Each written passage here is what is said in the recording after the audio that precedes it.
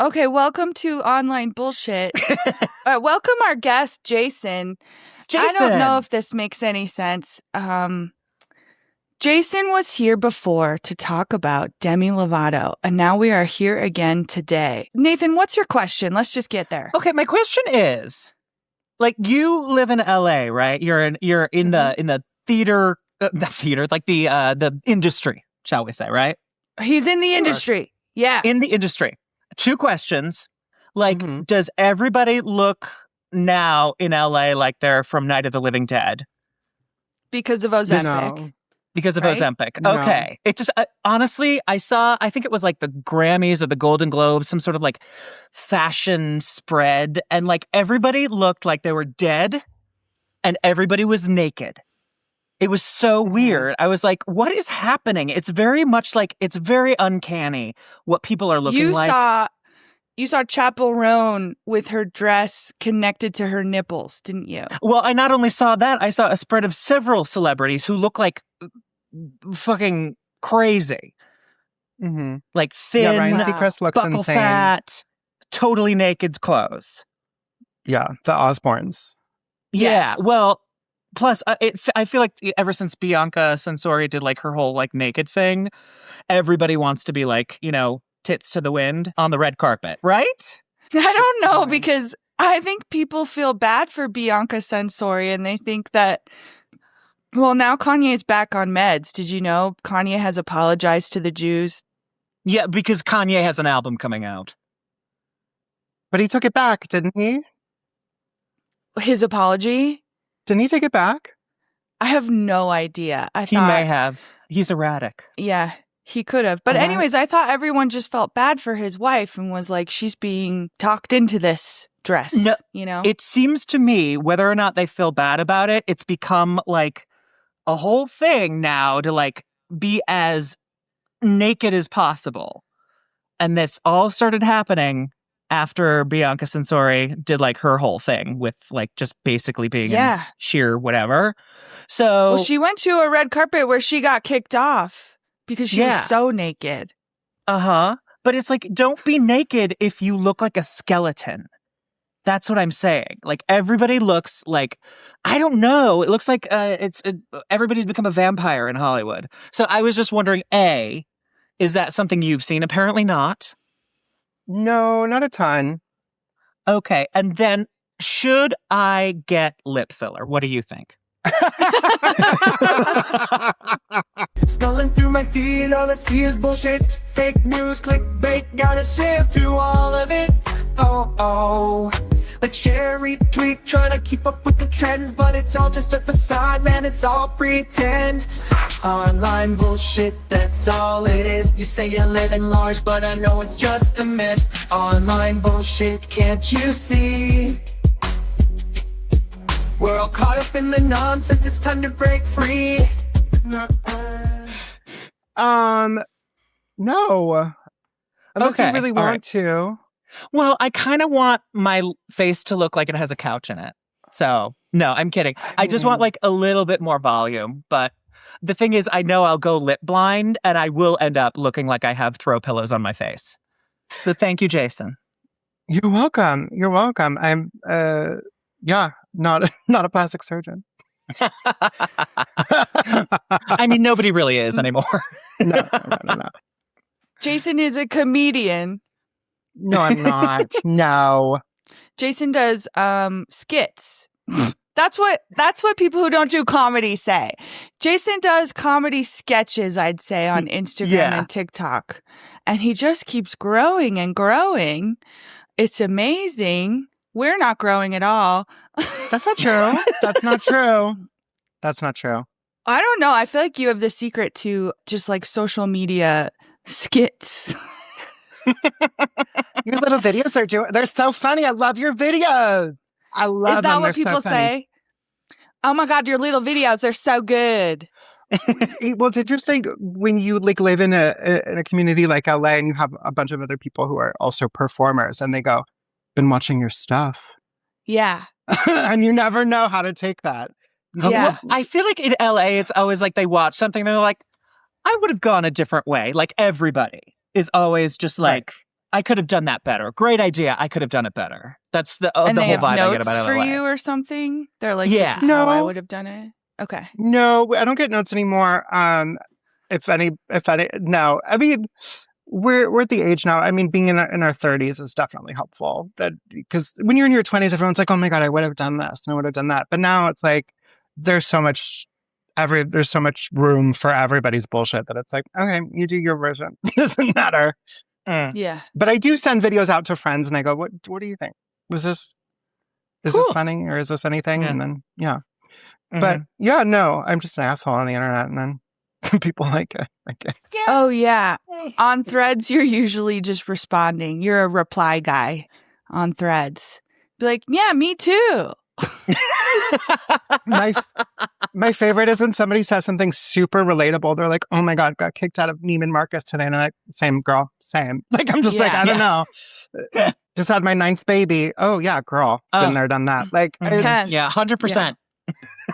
Because everything's a lie. I don't know. Being on Reddit, you guys, I'm sure know this. Where like you look at, am I overreacting? And everything is fucking real. Like, but it's not real. It's just like everyone is writing in Russian, but then translating it to English. It's crazy. I don't know. Do you think people are making up those stories? Yes, 100%. Okay. 100%. Are they making up the stories? I'm on another sub called Ask Gay Bros. I don't know if you're familiar with it. It's basically an erotic fiction sub at this point, where somebody like says, "Oh yeah, I met this straight guy at the sauna and like he sucked my dick and then I put my finger in his ass and he like rolled his eyes back and had a heart attack." It's so insane. And you're like, and then people like actually, I'm just like, this is just erotica. Stop it, guys. Oh, can I tell you a post I saw yesterday? Yeah. Just in the Denver subreddit, which is funny because there's also Denver foodies, and I would think this would have belonged there. But it was a post about how this woman, she was like, "I just tried pizza at this place. Has anyone else had it?" Picture of her and her girlfriend, and they're posing under the sign. One of them's just wearing a sheer top. You can just see full boob nip. And I'm like, you just ate a pizza and now you're wearing that? And I couldn't stop looking at it because honestly, I didn't think the shirt was cute either. It wasn't a very cute shirt. It didn't look good. And I showed it to someone and I was like, look, this person's just like talking about how they ate pizza and then showing their nips. And then all the comments were like, oh, is this your OnlyFans ad? This Exactly. is an ad for your OnlyFans. Yeah, that happens a lot where it's just like, am I ugly? And they're like fucking gorgeous. And, and it's just like you flip through and it's like all these like sort of thirst trappy kind of pictures. And they're like, I feel ugly. It's like, you just want people on your OnlyFans. It happens all the time. All the time.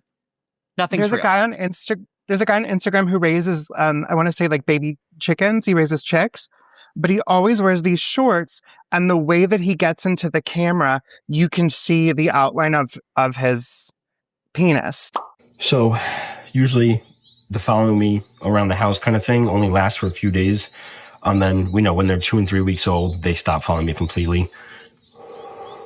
These guys are about that age now, so I'm going to see if they'll still follow me down the hallway. Oh Yeah, my God, yeah. will you send that to me? I will 100% send it to you. I don't remember his name. It's a weird name, but it is very good. But Wait, is it Zack Attack? No. I think his name's because Zack Attack is a super hot guy and he does shorts on YouTube where what he'll be like, he's like filming, oh, this is my new apartment. And then like, he'll like scan to like, you know how like your oven will have like a reflective sort of surface and be like, and here's my new oven. And then it'll basically just be like, you see the reflection of his dick coming out of his pants. So it's his way of like doing like that kind of content, but being like, oh, I didn't know. Yeah. I love it. This guy, exact same thing. Exact same thing. Yep. Love it. Wow, there's so much to discover. I can't wait. Katie's keeping us on track. She said we have an agenda. I have a heart out. Well, so right. today, Jason said that he would come teach us about the Swiftologist, who I know as someone who's mostly on TikTok, would you say? And YouTube. Oh, he's definitely on Okay. YouTube because I looked him up for 5 minutes and he's got a ton of content. So he makes long form content as well. Mm-hmm. Oh yeah. But like, first of all, I have to say I gave this assignment to myself and I'm very upset. The life of a showgirl is almost here, and to be honest, I have to speak my truth and say, what is the rollout plan? What are we doing here? Taylor Nation, Taylor Swift. This is a bizarre and perplexing turn of events. The life of a showgirl is such a rich complex. Just from what Taylor described in the New Heights interview, it seems as though there are so many different avenues and access points that we could approach this from. The imagery has been so intriguing, and all we've gotten are outtakes from what looks like the same photo shoot over and over. And that's not exactly giving 1989 2.0. It's not giving Max Martin pop bulletproof album of the century. It seems as though in general, we have been moving towards smaller and less ornate album rollouts. I mean, Sabrina's rollout for Man's Best Friend was suspiciously quiet. I suspect that has a lot to do with the fact that the cover was so poorly received. But with Taylor Swift really only having a month to promo the life of a showgirl, get those pre-orders in, et cetera, it seems as though there is a distinct lack of effort going into her communications about this album. Having Spotify and Taylor Nation do a countdown to get a GIF or to learn that there is a secret bonus track with a 2.5-minute behind-the-scenes video of what happened in creating the life of a showgirl, these aren't exactly world stop moments. And I mean, I trust and believe that the album is going to be a world stop moment, but this rollout is really giving half-baked. Having to spend any extended period, I told myself before before we started recording, I was like, I'm going to be nice. I'm going to try to be the best journalist that I can. I don't know. I spending any amount of time with this person made me, I don't want to say homicidal, but like, yeah, was not a happy camper. Jason, in preparation for this, I watched him for 5 minutes and I wanted to shoot myself in the mouth. Honestly, he's really annoying. Yeah. Well, he must have just started coming across your feed and then you were like, what the fuck is this? Because I think at the beginning or when I made friends with you on the internet, you were making videos like the Swiftologist. Yeah, I think I saw him respond to somebody had released a song and I can't remember who released the song. And his only response was like, I don't know, guys, I'm bored. What the hell is going on with the Dula Peep? We need to talk about the 2 songs that Dua Lipa has put out from her incoming new era. I was pretty excited when I saw she dyed her hair red. I was like, oh, we're entering into a new dimension. But I have to say that Houdini and Trading Season are really boring. I have not always been a Dula Peep detractor, but I am certainly not her #1 fan. And I would say that, you know, even when the Future nostalgia kind of fervor was really building up and everybody was talking about what an excellent record it was, and it truly was, to me, it felt kind of like a costume. Like, I don't really get a sense of stable self-identity or artistry from Dua Lipa. I think that she's just, you know, occasionally put in the right room and makes good creative decisions from time to time. But I'm starting to kind of question her taste with these 2 new songs. It's not that they're bad by any stretch of the imagination. It's just that they're not really sufficiently different from anything that she's done before. And they're also not that interesting. They're kind of bored. And visually, too, it's boring. It's boring. It's giving boring. And I was like, oh, this would be really funny if he was like reviewing Abbey Road by the Beatles. Like, I was like in that headspace. That would. So I think I did a couple of videos like that, but I hadn't really spent a lot of time with his content. Now I should go back and revisit that idea because I think I took it down. But yeah, he sucks. Yeah. Okay, so here's how I want to start this. So I want you guys to imagine. So go back to like you're in high school, middle school, whatever it is. What is the thing that became your personality? Because I know exactly who my person thing is. That became my personality. But what is your guys' like? Well, tell us yours. Mine was Wicked the Musical, and then slowly that turned into this singer named Shoshana Bean, and we'll get into her. Oh, yeah. Okay, cool. Obsessed with her. What was your? What about you, Nathan? Yeah. You know what? I was obsessed with Saturday Night Live. And I was too scared to like be in the theater group to be on stage and like do it. But I was like, oh, I'm just going to like study it. And I would go to sleepovers and try, you know, it would be Saturday night and I'd be like, well, we should watch SNL. And everyone would be like, this is the dumbest shit ever. And I'd be like, well, I guess I can't help that I'm up on the news, you know?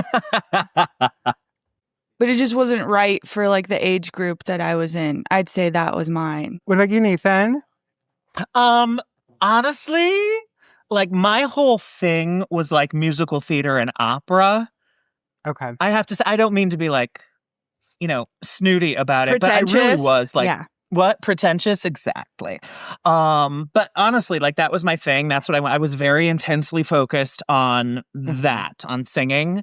So basically, yeah, that was my identity. But in terms of like more pop culture kinds of things, No, it could be nerdy, stupid Timothy Chalamet hates it shit. Yeah, you can do that. Yeah, That's fine. exactly. Yeah. But no, yeah, I was a real isolated nerd. So there we go. So would you have started a podcast about that at like, I don't know, 17, 18, 19, 20? We didn't have If that those. was the thing to do. Yeah, but if it was. Would you? What? Oh, absolutely. Just because I had such a breadth of knowledge about it.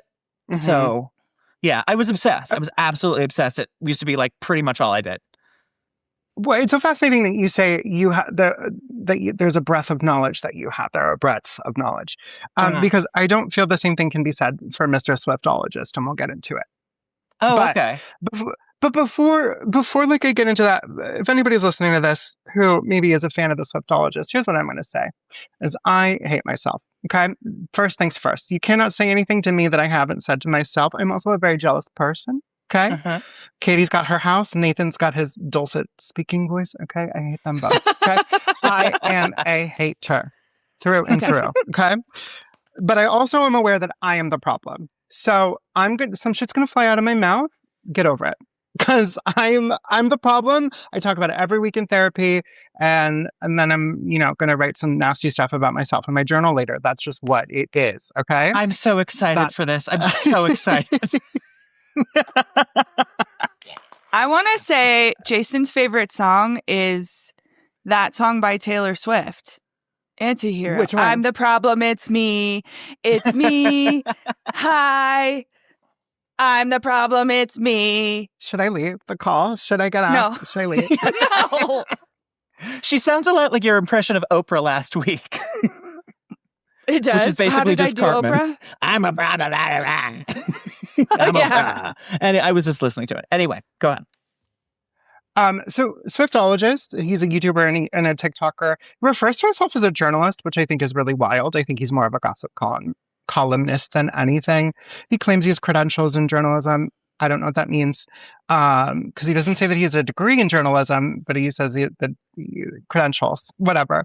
He's 182,000 on YouTube, 182,000 followers on YouTube, and 213,000 followers on TikTok, which I expected bigger numbers, if I'm being honest. Me He's too. been doing this a while. As soon as you said that, I was like, I expected more on TikTok. But okay, Nathan, can you guess what his bio is on TikTok? Like what his bio says is about me section. Vicious homosexual? Oh my God, that would be so much better than what he has. Katie, What does he about have? you? Katie, can you guess? I would guess that he's some type of music expert. He would say that. Okay, you guys are giving him way too much credit. Really? His Does bio he call him? his bio is I'm your favorite ologist's favorite ologist, Oh. which is a Chapel Roan reference. Oh. Your favorite artist's favorite artist. Favorite artist, 100%. No, the It's other just thing I can't think of any other ologists. I'd be like, are you my gynecologist's favorite ologist? Is that what you're saying? I'm your gynecologist's favorite gynecologist. I don't know, for somebody who considers himself a journalist, I don't know. I don't think it's that clever, but I also spend a lot of time we spend a lot of time in creative spaces and can come up with 14 million things that I think would be more interesting than this bio. But I wanted to pick on that because, again, fucking asshole. His most popular TikToks are actually not of his own kind of style of content. The first one is a video from the Eras tour, which is it's like a 1-minute clip of a song called Illicit Affair by Taylor Swift. And then the other one is a 5.3 million views on, the other one is him critiquing Wood. Oh, good. The song by Taylor Swift, where he is upset with references to Travis's penis. Great. So you wanted us to know that Travis has a big dick. At what cost? Your dignity? A spoiler that someone left on Patreon that I thought this can't be real. They said, what do you think about her using the word dickmatized? It has occurred to me that if there is a song that's going to have that word on it, it might be this one. Forgive me, it sounds cocky. Hypnotize me and open my eyes. Okay. The word dickmatized has been used in a Taylor Swift song. Yeah. Madeline and I were texting saying that can't be real. She would never do that. And we're here. Suddenly I feel like a fool in my headdress. Redwood tree, it ain't hard to see. His love was the key that opened my thighs. There are too many allusions to Travis's penis in that song. It's like one time would have been okay, but it's too many. It's corny. Like it's not clever, it's corny. Forgive me if it sounds cocky. He dickmatized me and opened my eyes. Redwood tree, it ain't hard to see. That is unforgivable to me. It's the redwood tree part that I'm like, okay, great. So you wanted us to know that Travis has a big dick. At what cost? Your dignity? This more egregious writing. I don't need to catch the bouquet to know a hard rock is on the way. Girl, get up. No. The curse on me was broken by your magic wand. This is dreadful. This is simply dreadful. New heights of manhood. I'm not cheering. I can't cheer for that. Which I do have to say about this video is he is explaining to people as if they couldn't figure it out on their own. He's like, do you guys get it? Yes. Do you guys get it? And that's so fucking funny to me. He's like, I got it, you guys. Yeah, it's not a very deep song that just makes a lot of innuendo or like, what do you call it when you make jokes about double entendre? I guess double entendre. Innuendo, double entendre. But also yeah. it's a hard penis. It's a hard rock. I got engaged to something hard. Nah. Literally, as soon as you guys said she did a song entitled Wood, I'm like, oh, she's talking about dicks. Yeah, I know, right? Yeah. I don't even have to hear it. I get it. She's talking about Travis Kelce's big, giant magnum. Which, if you have to write a song about how big it is, I don't think it's that big. No, I think she was do you think contractually obligated to write that song. Yeah. It was a part of I the prenup, really bet. do. Yeah. Yeah, I bet it was like, if we're going to make this thing work, if Travis is going to get something out of this, he gets to pick something. Travis, what would you like? He's like, I would like everyone to know that my penis is big and huge and makes you come. Yeah. I wonder if she has to she's contractually obligated to do a song about his dick every year. Well, I guess we'll see. Yeah. Interesting. Well, I think the other song that was probably on the table is about how he's worried about not wearing underwear with jeans because he'll get poopy streaks in there. I think that was the other song. Okay. Which song is that? That's 100. That's not. That was probably the other song that was on the table that they left on the cutting room floor. But he on his podcast with his brother. Streaks. Don't you know anything Poopy about streaks. Taylor Swift's discography? It's poopy streaks. Yeah. But you guys didn't see this? He has poopy streaks when he don't wear underwear. Ba-da-ba-da-ba in the sea. I don't know. Wait. So he told his brother on his podcast that he loves to wear jeans with no underwear. No, they were joking about basically Jason Kelce was like, oh, you've never freeballed in some jeans. And Travis was like, oh, but you'll get poop on your jeans if you don't do that. And he's like, what are you talking about? That Jason was like, what are you talking about? And Travis was like, what? Travis is like, but I always get poopy streaks. Yeah. Oh, I know day. why. Because he's one of those guys who refuses to clean his ass because touching your anus is gay. Yes. Yeah. Yes. That makes sense. If you really get in there, it's homosexual. There's also another video floating around right now of this like bodybuilder guy who's like, if you know a guy who lifts weights, he shit his pants before. And it's like, what? What? I bet. And then he goes around and he interviews all his friends and he's like, do you poop in, how often do you have stains in your underwear? That's like every day. Every day, man. It's crazy. Well, it sounds like he's straining too much with the weights. Or just clean your ass. That's true. And it's just travel with some wipes. What's the problem? Prepare. Oh, there is one guy in the video who goes, oh yeah, I don't, because I do dude wipes. So the marketing's working. The marketing's working. I'm really glad they actually came out with those. Me too, actually. It's just we're marketing cleanliness to straight men. It's kind of crazy. Yeah. All right, we talked about my personality being Shoshana. I was going to show some clips, but we might do that later. So let's think back to 2020. Something was happening in the world. What were you doing in 2020? Katie, Nathan, either of you? 2020. How were you keeping yourself? I was locked in my house. Yeah. So what were you doing to keep yourself occupied? Oh, I was rewatching Sex and the City and Laguna Beach and The Hills and Love is Blind. And I was also painting with Bob Ross. Nice. Okay. Good for you. That's hot. That's wonderful. I made a lot What of about you, cross Nathan? stitches as well. Oh, you did a lot of great cross stitches. You still have them in your house. I love them. Yes, thank you. Yeah. I think in 2020, as my relationship broke down slowly, we were sort of like moving. I know, great. We were sort of moving around. So we spent like a whole bunch of time in my ex-spouse's parents' cabin in Grand Junction, where I read tarot cards obsessively because I had nothing else to do. Then we went to like Santa Fe for a month in an Airbnb. We were trying to figure out where do we want to move because we don't want to be in New York anymore. So we were just sort of bopping around, and eventually at the end, we ended up like in Denver, and that's when we moved. But it was a lot of tarot cards for me. Both of your time in lockdown sounds very active. I was chain smoking cigarettes. That's what I was doing. But our friend, Mr. Swiftologist, started his YouTube channel. Oh, good job, Swiftologist. Do you see where it says Taylor Swift folklore album reaction? Yes. Yeah. Okay. Did you see that I had to look up Bianca Sensori because I had no idea who she is?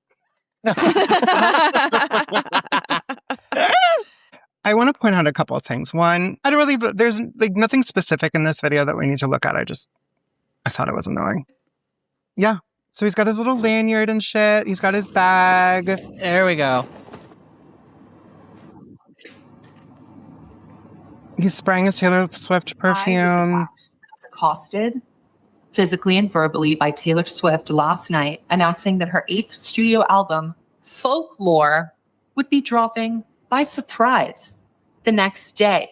The next day. I don't know what to do with that information. In all my years of being a Taylor Swift fan, I have not experienced the terror of a surprise drop. Usually, the HBIC is calculated. She does 2-year album cycles. She gives us 2 months of Easter eggs and clues and subtle hints to drive us crazy. And then when we're nice and ready for it, the album comes.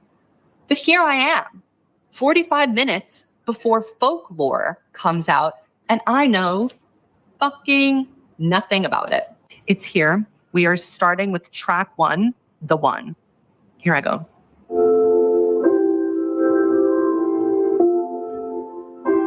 This is so funny because I would think this would get copyright claimed. Yeah. It might have. I'm doing good, I'm on some new shit. Oh, okay. So he's loving it? Yeah. So this happens for every track. We don't have to watch anymore. So this happens for every track. We're not going through 100%. Oh, get ready. He gets gayer. He made me so homophobic. It's not even funny. But oh, we got to talk about this. Yeah.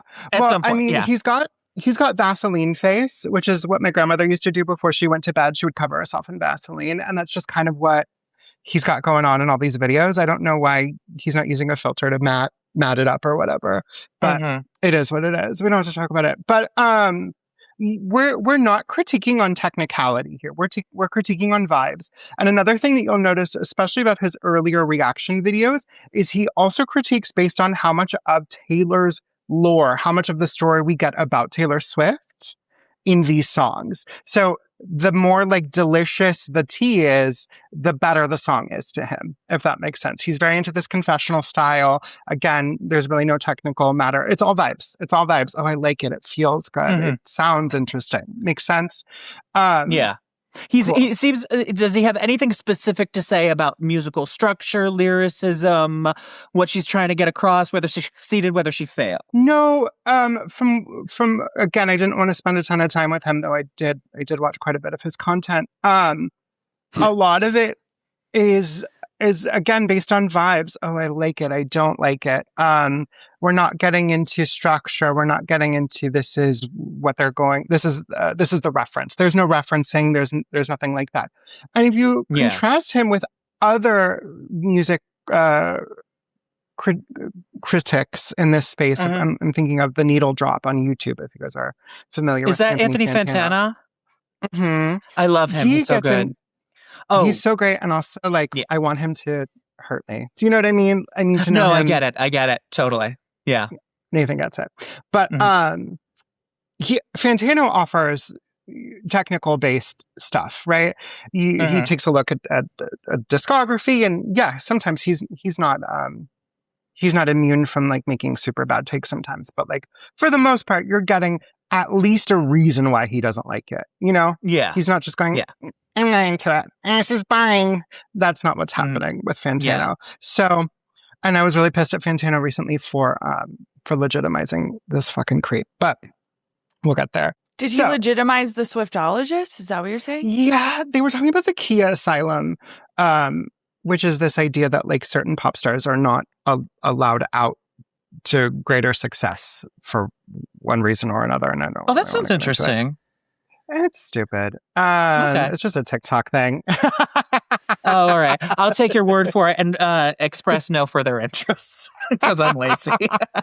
No, you can be into it. I won't make fun of you too hard. So, okay. And also surprising that there's not a ton of information on this person. So I was able to find information on the Swiftologist from a website called cnalifestyle.channelnewsasia.com. Okay, Sounds so it's for people who are trying to become nurses. I was just about to say. Yeah. Nurse's assistant, right? Yeah. Certified nursing assistant. Yeah, CNA lifestyle. This might make more sense in a minute because his name is Zachary Hurahan, and he was born in Singapore to Irish parents. Oh, okay. So we're dealing with Singapore, we're dealing with imperialism, all that fun stuff.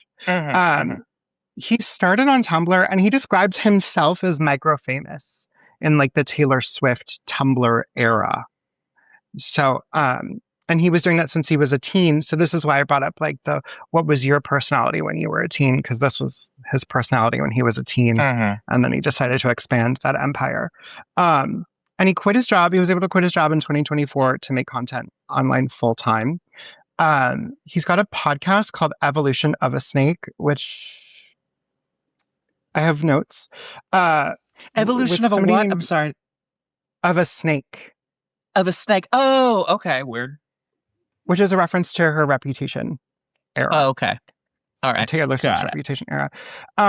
He co-hosts that with somebody named Madeline Rubicam, who I did not look into at all.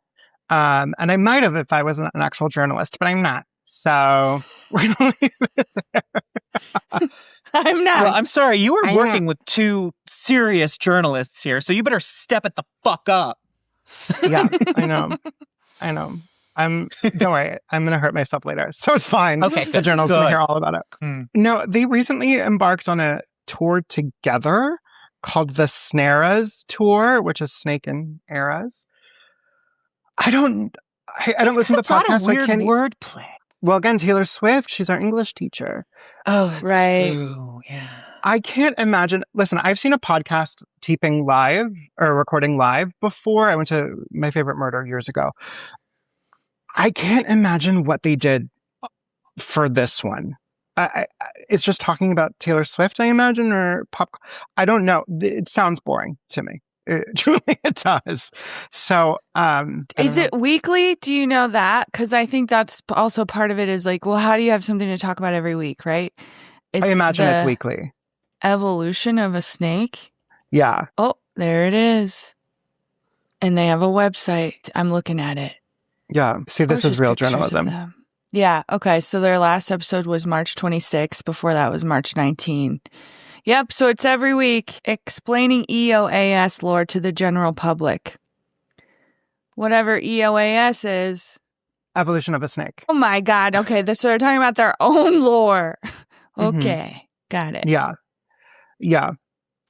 He's really hitched his brand to this Taylor Swift thing. And also, I guess, music and pop culture at large, though it generally tends to, if Taylor's the sun, then everything kind of revolves around her. And that's kind of his litmus test for anything, which I'm going to say now, I'm not a big Taylor Swift fan. And so if that's where we're starting, this isn't the podcast for me. Do you know what I mean? Yeah. I'm not going to trust anybody's opinion on really anything if that's like what we're dealing with. Yeah. Can I say something I think about Taylor Swift that might be insulting to anybody who likes Taylor Swift? But like Gen X, we had Madonna, all right? A true cultural change agent. Millennials, you got boring old Taylor Swift, all right? And it says a lot about your generation. Just saying. Do you think yeah, I guess she is for millennials, isn't she? I'm always like, no, I'm too old for her. She's for Gen Z. You think, okay, well, Gen Z's fucking boring then. She wants to be for Gen Z and she's trying to move into the Gen Alpha space. That's with this latest stuff. Got it. Do you think? I had 100%. I hadn't thought about that at all, you know? Yeah. 100%. She wants to move into the Gen Alpha space. She's incredibly, she's what's the word? She's scared of these like newer artists that are coming up under her. Yeah. Like Olivia Rodrigo. Yeah, Olivia I'm sure Rodrigo. there's like even newer people, but yeah, Nathan, did you know that? I believe this is the story. Perhaps Jason can correct me. Mm-hmm. Olivia Rodrigo said that she was inspired by Taylor Swift for one of her songs. So Taylor Swift was like, oh, interesting, noted, took her to court and sued her for, using her work, even though it wasn't like a total ripoff of, if you ask me. Mm-hmm. Yeah. Katie's correct. Yeah. So basically, Olivia noted that there was a part in her song Deja Vu that she was like, oh, that part was inspired by Taylor Swift because in Cruel Summer, Taylor's like, da-da-da-da-da-da-da. So Olivia did the same thing in Deja Vu. Mm-hmm. And it was enough of a reference that for whatever reason, Taylor Swift, Jack Antonoff, and St. Vincent, I forgot what her real name is, were awarded 50% of the royalties of the song, which, considering Taylor Swift's history with the music industry and her thing about like owning your masters and all that kind of stuff, this is not a good outcome for her as an artist, as somebody who just released an album that was entirely referential and entirely interpolated. So also optically, it's like you're not like optically, especially nowadays, it's like, how about women lift other women up as opposed to like, trying to punch down on somebody who's like, who just said, you are my inspiration. Yeah. Fuck you. Yeah. And Taylor used to just rail against people, be like, you're coming after me because I'm a woman. Poor me. I lift women up. No, you don't. You lift yourself up and that's it. Mm-hmm. Yeah, if she's threatened by you, you're fucked. And that's what happened with Olivia, and that really soured whatever relationship that they had. Which is funny because Olivia's first album is titled Sour. But Taylor is an interesting case study in aging in this industry and what it can do to women who are trying to stay relevant. You know, to go back and compare to Madonna, right? What were the things that Madonna did to try to stay relevant and to keep making art? As I really think she focused on the art, but I don't think that's what's happening with Taylor. No, not at all. No. And that's the difference I'm thinking of. It's like she was constantly reinventing herself in a really valid and like on the pulse way, at least for a long time. Yeah, which Taylor just, what is she doing? What is she doing to keep herself relevant? She's just dating Travis Kelce. It's like, there you go. It's all about just being famous. Yeah. And releasing a lot of variants and making a lot of money. Well, and Madonna went out of her way. I know that she did some vocal training and she, you know, worked in the interim. And I don't think the same can be said for Miss Swift. So it's bizarre to me that the litmus test is then Taylor and her. You know, I got so mad at myself the other day because I heard one of the songs from Life of a Showgirl and I was like, do I like it? It was the fucking Fate of Ophelia song. I was like, do I like this? And I was like, okay, I guess I'll listen to it. And I was listening to it and I was like, oh no, I actually don't like this upon closer listen. But I think she writes a lot of music that is really good for playing in the grocery store. So when you're just kind of hearing it from afar, you're like, this is genius. But then you listen to it more closely, you're just like, oh, this is not good. Yeah. And she sounds tired on the record. I don't know who let it go to press, but really? She sounds exhausted to me. And which makes sense. She was recording it on the Eras tour. And I believe the lore is that she now has a drinking problem. Yeah, of course. Yeah. Here's the thing. She's not getting fat. Why can't famous people who have drinking problems get fat? Right. So she's drunk and hungry. She's drunk and hungry. Yeah. And I want that to be my autobiography title. The Nixon Peterman story. Drunk and hungry. Perfect. Drunk and hungry. Right. It's a fun Drunk one. and hungry. All right. The Swiftologist tone is quite condescending, and I'm sure you guys can both attest to that. And he kind of comes off to me, okay, do you guys have that person in your family who has like really strong opinions about things, particularly like things that cost money, but they're also poor? Well, I am that person. I don't know. I had an aunt who was always like, oh, those shoes. And I'm just like, yeah, you're broke. I don't know. You shouldn't be talking about how much that's what it kind of gives to me. It's like they have they don't have a leg to stand on, but they're talking in that way. I thought it was an apt analogy. Like he has, I'm still trying to make it make sense to me. Yeah. He's critical of music, but he can't make music or something like that. Yeah, there's that. Yeah. Or, no, Katie, I mean, there is something to be said for like those who can't do critique. Yeah. Though unless you've demonstrated that you have some sort of knowledge or ability in that arena, I'm not going to take you seriously. And he seems to have no technical musical knowledge. Yeah. All he talked about was vibes. Yeah. It's all vibes.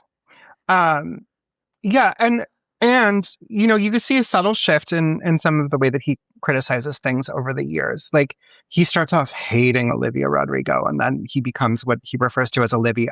Shocking, I know that he would have hated Olivia Rodrigo at the beginning, but even when he's praising something, though, there's always this undercurrent of like, but I'm still smarter and better than you. Like he's always got to get a subtle jab in there. And so like maybe he'll lull you in with this like, oh, we're having fun. We're sharing secrets. Like we're going to gossip. But you know, you can't trust him to hold on to those secrets later. That's kind of the vibe and the tone I get from him. Very much the gay kids I would have bullied in high school. Really? As another gay. Oh, yeah. There was a hierarchy of homosexuals in high school. And yeah. I think we had one gay kid. I'm sorry That's to hear sad. that. I know. Yeah. I'm trying to think of who else might have been gay, and I'm like, I don't know. But a hierarchy, now that sounds more fun. Yeah, I've never heard of a hierarchy. I mean, you're younger than I am, and I know things changed from when I was in high school. So, did you have a gay-straight alliance or something? Oh, we didn't go. No, we didn't go to that. Yeah. No, but you had one, which is... We had one, but it was all the straight girls that went there. Like, we're friends. Ally. Oh. Yeah, it was Allies. all the straight girls who were like, I have no female friends, so I'm going to be friends with gay men. Well, what it also turned into was like the girls who now are non-binary were like going to that club. Yes. Yeah, it was a space for those non-binary girls. Yeah. Well, it seems to me like there's a high chance of Mr. Zachary Hurricane, that's his name, Yeah. becoming enemies with Miss Madeline Rubicam, who is his podcast partner. Why? What do you think? I don't know, because he just seems like an asshole and he makes enemies. I don't know. Yeah. Am I wrong? Yeah. I like this. Truth be told, I've not really seen them interact, so I don't know. She seems like a piece of work too. Okay. Yeah. So, yeah. I just don't like them. I don't know. It might be a toxic folie à deux where they just like feed into each other's evil. And I think that's what it is. And growing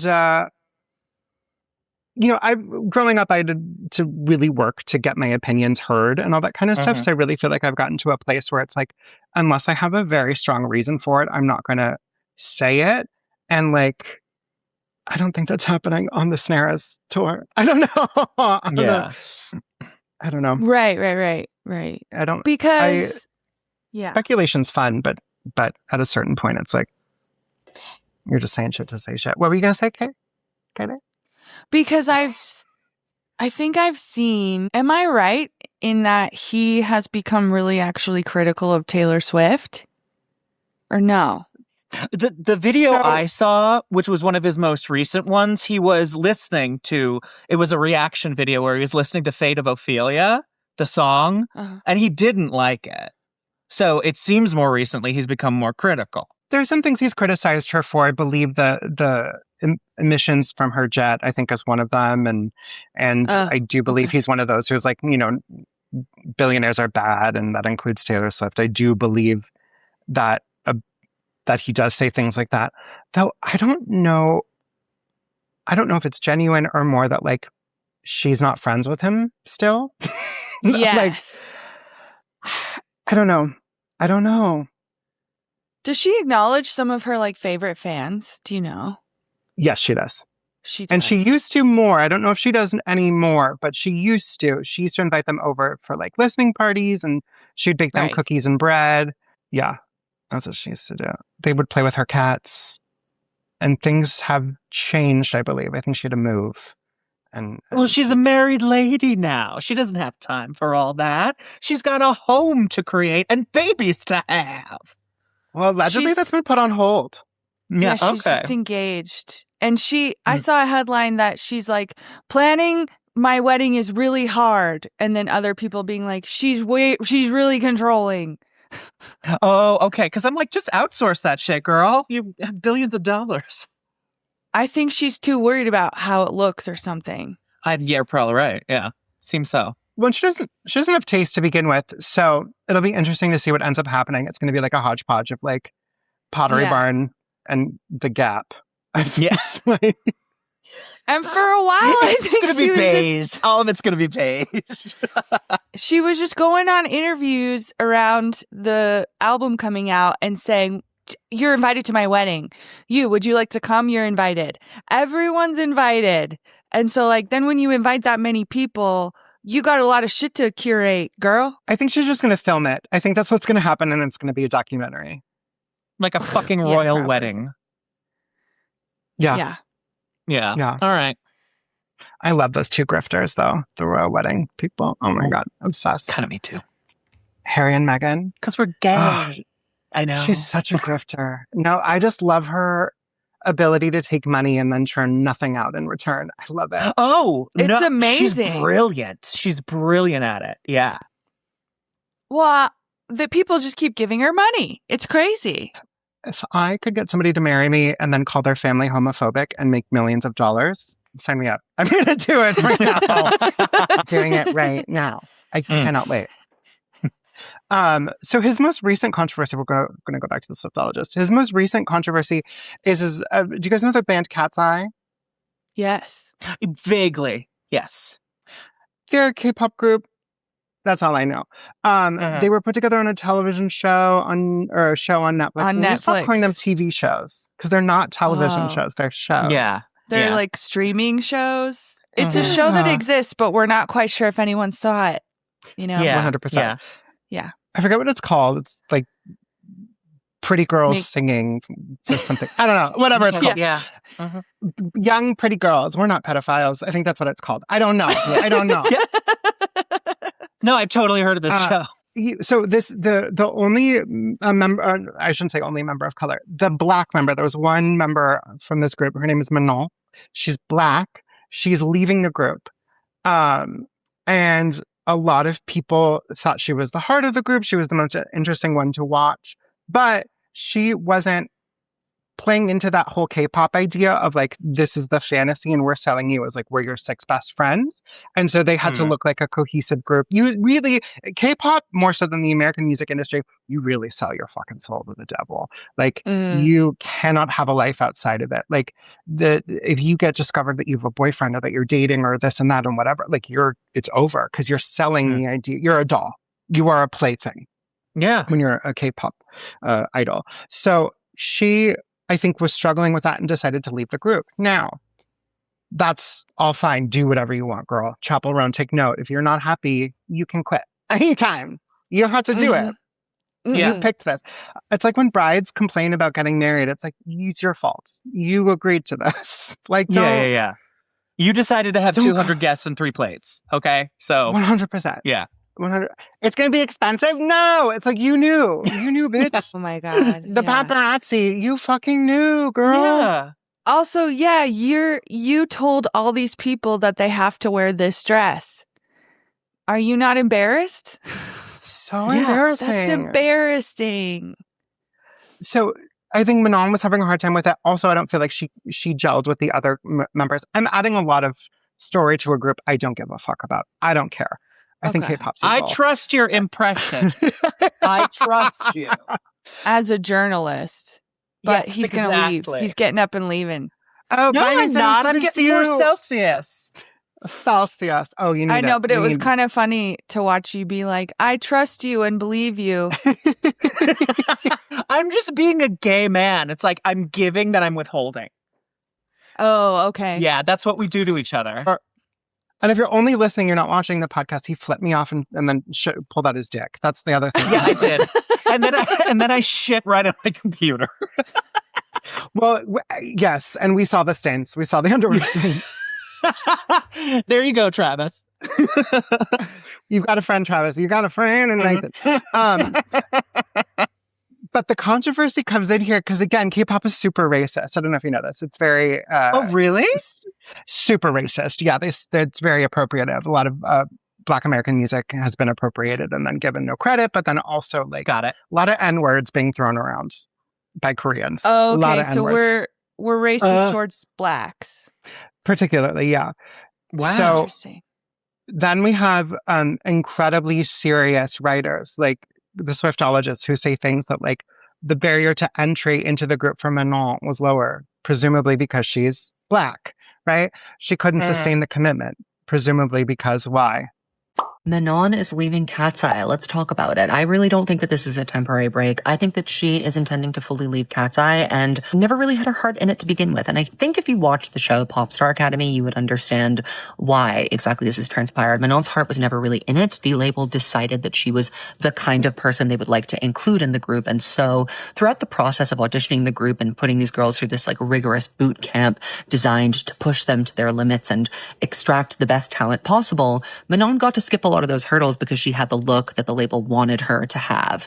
Therefore, her bar to entry was lower than that of the other girls. That's not to say that Manon isn't talented or that she wasn't a star and key member of Cat's Eye. She definitely was. She is and was the face of the group. However, I don't think that it's surprising to anyone, again, who watched the show, that she is not capable of sustaining the kind of commitment that a group like Cat's Eye demands. But in this video, it says that she was probably pre-chosen to be part of this group as if some sort of like plant situation. So we're insinuating a lot of things about the only Black member of this K-pop group that like... Yeah. That she because was like, she's Black. Basically lazy. Yeah. Basically.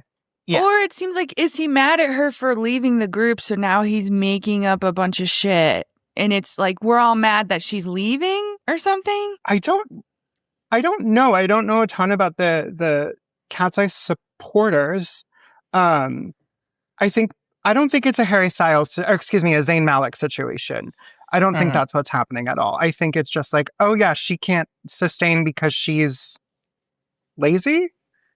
And whether it's a microaggression, I don't think it's a macroaggression. I don't think he's saying that like it's because she's Black. I want to retract that. But I do think that these labels could be seen as insinuating that it's because she's Black. Do you know what? Well, has he offered any evidence for his speculations that it's because she's lazy and she can't take it? The show.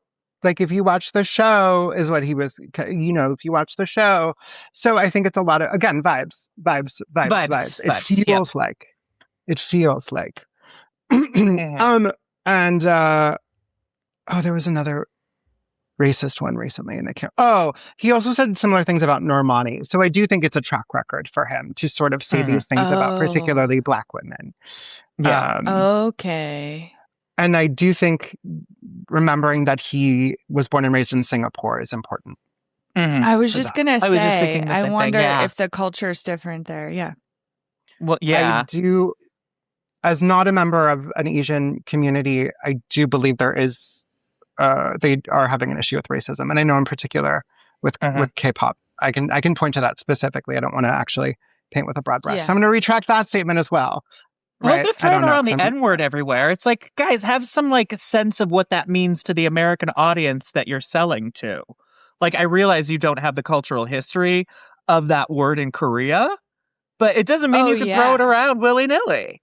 It's like, for the you got to know who you're... Yeah, it's fucked. Yeah, 100%. Completely agree. So there are shades of that to his commentary, right? Where it's like, is this racist? It could be. And definitely in a community that is already brimming with a certain amount of racism, to add these comments on top of that is like, it's not cool. I also feel like he's contrarian just for the sake of being contrarian. Like when Olivia Rodrigo's first album came out, Sour, it was being praised a lot by critics. He said a lot of really not nice things about it, and again compared it to Taylor, where there was a certain litmus test that she wasn't reaching, and he was like, he's not as good as her, so it's garbage, right? Know what he reminds me of?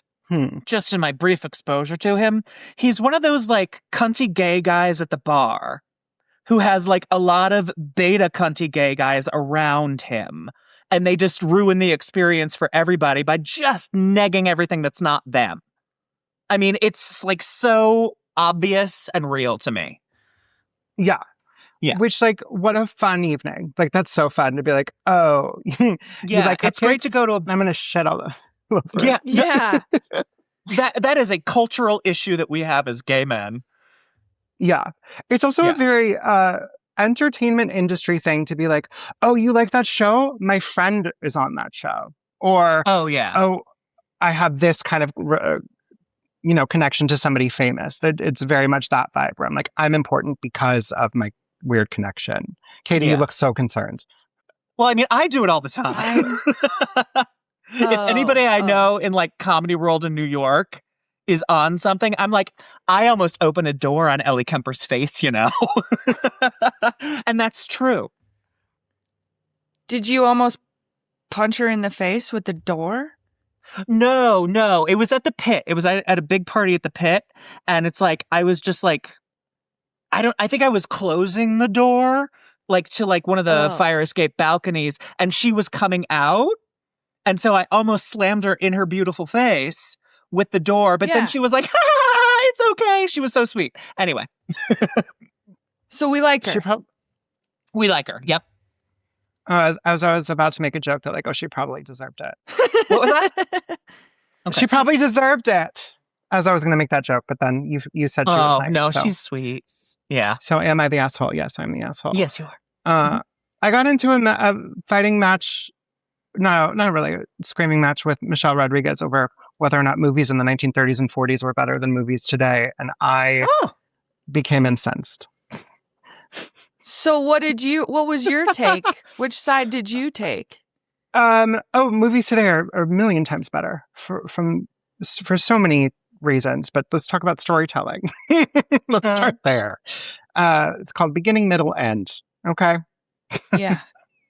I mean, I'll tell you this. I don't like watching shit that's old-timey. It's too slow. And I know that my attention span is like shot, and that's part of it, but it would be really hard for me to argue that those movies are better because it's so hard for me to watch them. And then I go, well, maybe I'm the problem. We know we're the problem. I think you're both the problem because I love old movies. Mm-hmm. Okay. What's your fave? Well, But do I think they're better than like contemporary movies? No, I think it's apples and oranges. You're comparing one form of movie making with a further developed form of movie making 40 years later. As I don't think there's a comparison. It's like they're both beautiful things in and of themselves when there's a good film. Yeah. Yeah, No. that's my take. Yeah. Well, let me ask you this. How do you guys feel about Hilary Duff's new music? I don't hate it. You don't hate it? No, do you hate it? She can't sing. Oh, I think it's amazing that she continues to try. Hilary Duff? I'm like, yeah, Hilary Duff. Oh, I knew she was like coming back, but I was like, why? I think because she's a child star that hasn't gone insane. I'm not being very sensitive, but like, what's going on with Shia LaBeouf? What is going on there? That's what I'm saying. Everybody is falling apart in the entertainment industry. They really are. And it's more just like amazing that Hilary Duff just seems to be doing fine. You know, she's like, fuck Ashley Tisdale. Fuck that bitch, Ashley Tisdale. Finally, Ashley Tisdale is getting what she deserves. Yeah. Well, and we should have known, though, because when she went head to head with Faye Dunaway years ago, Faye had commented on her and Hilary was like, oh, I don't even know who she is because I'm not old. Like, we should have known she was going to be fine. Yeah. That's so true. Seriously. Well, I don't know. I think I'm just like, we're so happy to see somebody not spiral. And you know what? It could still be in the cards for Hilary. And it seems like she hired someone to help her write songs that have, you know, like they're actually about something. Like she realizes all her old songs are just about like, so yesterday. Yeah. And they're not about anything. And now she's like, I think I'm going to write songs about something. Well, it's her husband. Her husband's, I used to be a fan of his.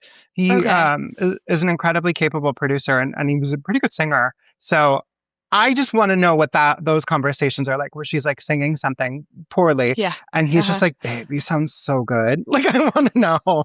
Yeah. I just want to be a fly on the wall for that. You sound so good, babe. Jason, do you know which husband it was, if it's the current one or the last one, where there's pictures of him proposing to her on a balcony and then she gives him a blowjob? Do you know about that? That's hysterical. I'm betting it's the first one. I think it was, the last one. If you propose marriage to Hilary Duff, she'll go down on you. Yeah, as a gay man, I think I'd go down on you for a lot of things. If you bought me a candy bar, I think I'd be happy about that. Yeah, there's just a picture where then I think he like points at the photographer like, hey, I think someone's taking a picture. And she's like, oh no. And it's just a really funny series of pictures. I gotta see this. Oh my God. I'll put I'll send put it to a me link. later. Yeah. I can't wait. He calls Addison Rae the best new artist and says that she should have won over Olivia Dean. That was another like semi-controversy when Olivia Dean won this year because he was like, no, she only got it because she's a DEI hire is basically his Oh my God. Okay. Well, I want to say Olivia Dean does seem incredibly talented, and I do enjoy her music. And I also like Addison Rae, but I'm not going to sit here and say Addison Rae is an amazing singer that should be winning a bunch of Grammys, right? No. And he likes to legitimize an artist based on their popularity. So initially, you know, he wasn't a big fan of Sabrina because Sabrina wasn't Sabrina Carpenter. Sorry. I keep using these like their first names because this is the space that I've been inhabiting, is like they refer to them. He constantly refers to Taylor Swift as Taylor. He's like, Taylor, as if they like just got off the phone. It is obnoxious. So yeah, but he also legitimizes artists based on their popularity. Sabrina Carpenter, Billie Eilish, all those fun ones. Yeah. So he used to not like Sabrina. Correct. But she's popular now. So okay. It just seems like he kind of like hates immediately, then gets on the bandwagon, and then when the backlash starts, he's like all in on the backlash. Like he doesn't actually have an opinion. He's just following the flow, you know, with, like you said, Taylor as, you know, the terra firma. Yes, 100%. Yeah. And I think that's the issue of hitching yourself to somebody else's wagon in that way, because now everything has to be related to her. And so his review of Life of a Showgirl was not exactly positive, but I don't think it was a pan in the way that like he might have been if it was a different artist. So yes, like I said, his idea of artistry is tied to success. So what I mean is that he defines what a first single should be from an album cycle. And again, we're talking about this in terms of Taylor Swift, who has eras, which is diabolical, but it is what it is. So the idea of a first single is, first you have to introduce complexity by advancing a narrative. Then you introduce that era, and there must be some sort of cultural impact, which that is such a loaded definition of what a first single should be, because I thought a first single was just the first song that comes off the record or comes off the album. But no, it's got to do all these things and set up all these things, which is just, I don't know. It doesn't. It's got to be a good fucking song. That's all. It's got to be something that people want to dance to and play and love. It doesn't. Why does there need to be all this lore around everything? Can't just somebody be an artist, make a good thing, and like, hey, that's great. Here's money. Easy peasy. That's the way it used to be. I think because of Taylor Swift. I think because I know you're right. Yeah. Yeah, that she's established with her stupid backstories. Yeah, no, true. But like the confessional style is something that he really looks for when it comes to like an artist. Yeah. Because are you trying to like look at your notes and talk at the same time? Well, do you have any questions so far? Let me know if I'm missing anything out. Do you have any questions about this? You've listened to our show, right? You know it's not smooth. No, I know. Truly, I feel like I came into the Demi episode just like a whirling dervish, and I was like, let's talk shit. And then afterwards, I was like, I don't know if that felt so good. So now I'm trying to be a little bit smarter about the way that I approach the criticism. Well, I'm enjoying both versions. So, okay, good. Wonderful. And I was going to say, like, how old is he? He just seems, it 29. seems to me that almost all of his experience of music now revolves around Taylor Swift, right? So he's like, of course, if one would like to have a popular song or album, it needs to contain these things. And it's like all from the Swift school of music. And that's just not it doesn't acknowledge the past, and like music history or anything like that. Yeah, you need a breadth. Yeah. Well, and it's ironic because his two favorite Taylor albums, I believe, well, at least one of them I do think is Folklore. And I think Folklore and Evermore worked so nicely because there was no pressure. I think we were all in the pandemic. She was bored. She wrote a bunch of music that she just like wanted to write. Do you know what I mean? And so now with the pressure of like, she's got to follow up those two albums with, you know, I almost called it Snakes on a Plane. What was it called? Life of a Showgirl. Would buy that song immediately if she wrote it. She felt that she had to follow it up in that way, especially after the Eras tour, and it became about popularity, like his thing is, right? And as opposed to about the art. I don't know. We're getting in the weeds there, but I think those are his two favorite albums, which ironically are the ones that like aren't about being popular. They're about just making stuff. Yeah. They're a little more genuine. And ironically, also, because we're getting into the conversation about like crediting people, those are the albums she also was the most referential. She was using older references, Simon and Garfunkel and 60s and 70s soft pop, whatever the fuck it's called, with like the guitars and shit. Joni Mitchell and Carly Simon and all those. Yeah, like folk. Yeah, kind of. Yeah. Thank you. Yeah. But Thank you.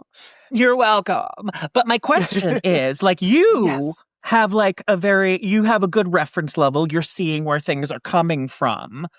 He doesn't seem to have that because he's so monofocused on Taylor Swift as like the center of musicality.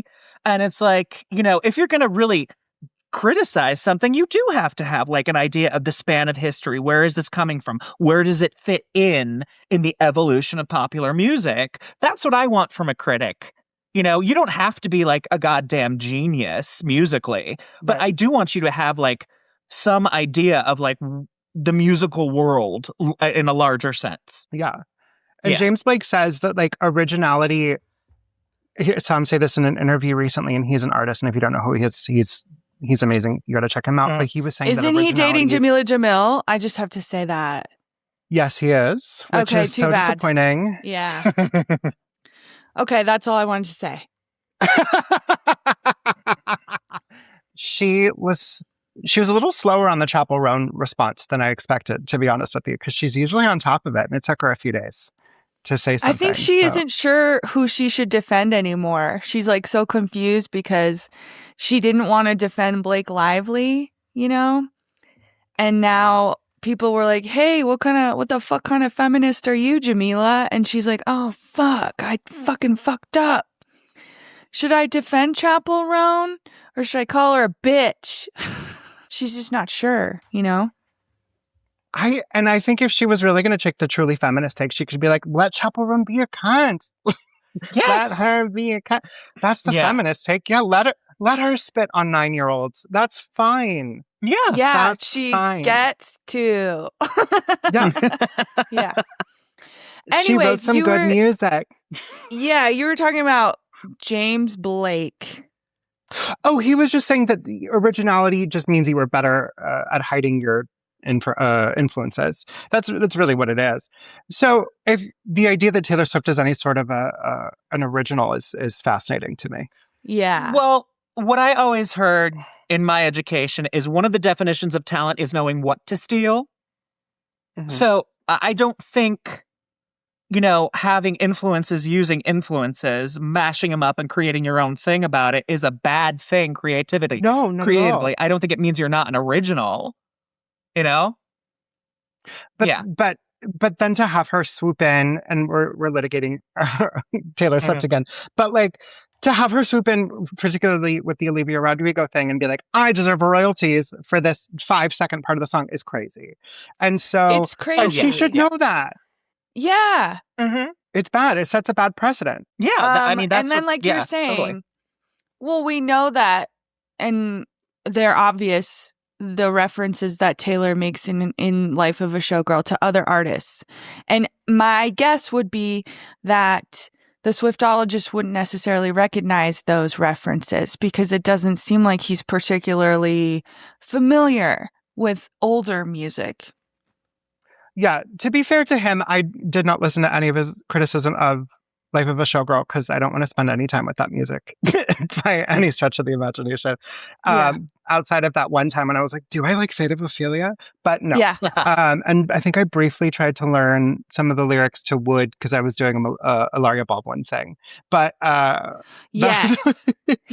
Yes. And I think it was ahead of the curve, but it is what it is. I mean, you can imagine, okay, so she's got Ashley Leakin. I don't know who this is. Oh, is that the girl who is the Taylor Swift impersonator? Ashley. Oh, she probably is. Yeah. Have you heard of this chick? Yeah. Yeah, she looks disturbingly like her. She looks disturbingly like Taylor Swift, and she kind of did that thing that girl, referencing specifics. That's what we do in improv. We do specifics, okay? but there was another impersonator, an Ariana Grande impersonator, who would like paint herself to look like Ariana Grande.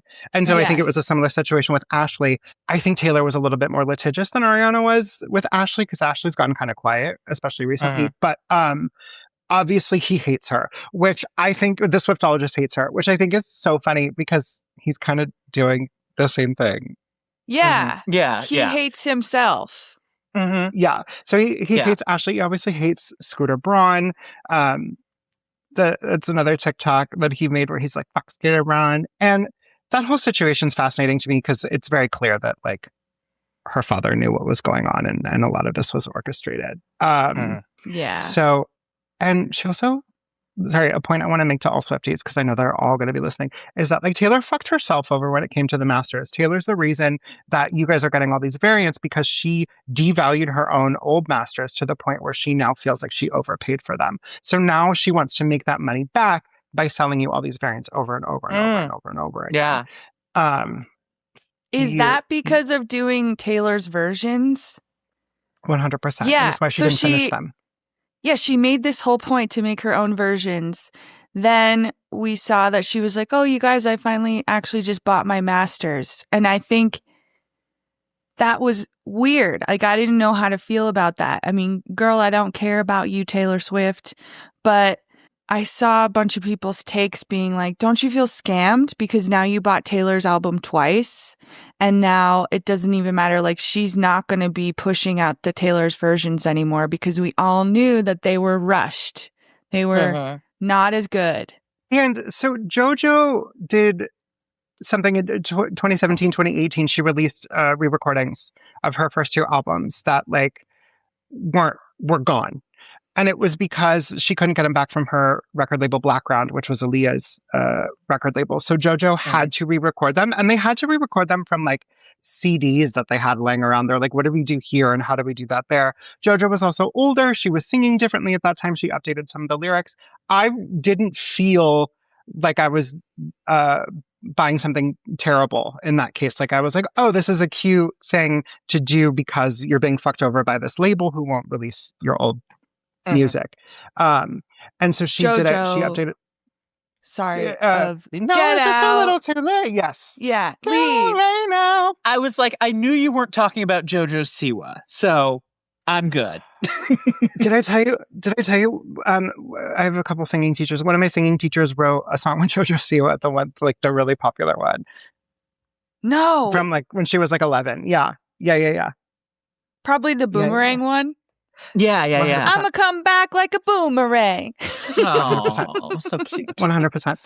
100%. He still makes money on it, bitch. I love it. Every time I go, he's got the platinum record on his wall, and I go, fucking asshole. Take that shit down. I love that she has a boyfriend now. It's my favorite thing.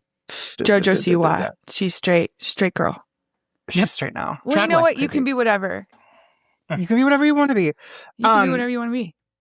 Okay, can I talk about a couple things that I found really fascinating through this whole process? So there is actually, and I'm going to send it and we can watch a little bit of it, but at first I'm going to send you this video.